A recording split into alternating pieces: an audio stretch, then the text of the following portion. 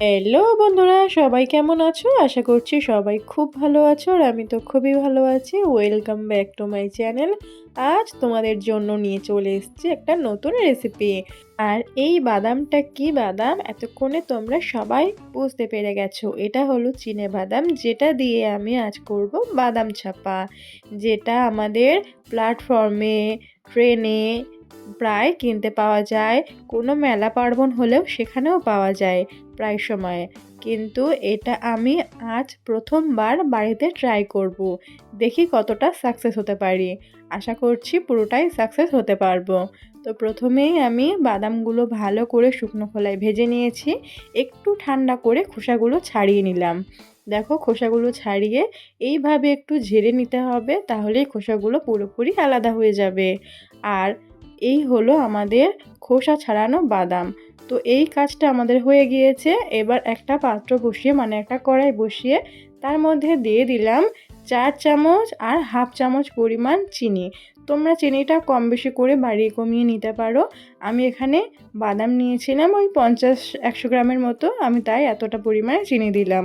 তোমরা যদি এর থেকে বেশি পরিমাণে বাদাম নাও তাহলে একটু বেশি পরিমাণে চিনি ইউজ করতে পারো। চিনিটা দেওয়ার পরে অল্প পরিমাণে একটু জল আমি এখানে ইউজ করেছি। জলটা দিয়ে অনবরত আমাদের চিনি জলটাকে ভালো করে নাড়াচাড়া করে ভালো করে ফুটিয়ে নিতে হবে। আর যখন চিনি শিরাটা ঠিক এই পর্যায়ে আসবে তখন বাদামগুলো চিনি শিরার মধ্যে দিয়ে ভালো করে আমি নাড়াচাড়া করে কিছুক্ষণ ফুটিয়ে নেব। আর চিনি শিরাটা এরকম ঘন হয়ে এলে একটা পাত্র নিয়ে নিয়েছি আমি, নিয়ে তার মধ্যে অল্প পরিমাণে কিছুটা সর্ষের তেল দিয়ে ভালো করে সর্ষের তেলটা মাখিয়ে নিয়েছি। তারপরে যে বাদামটা আমি করে রেখেছিলাম সেটা এখানে ঢেলে দিলাম।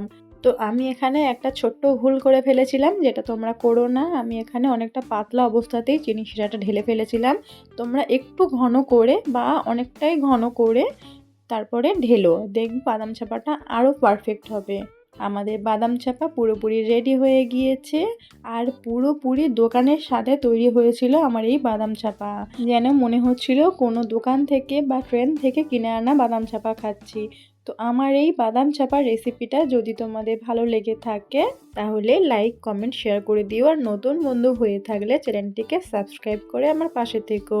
আর এই বাদাম চাপার রেসিপিটা বাড়িতে অবশ্যই ট্রাই করো।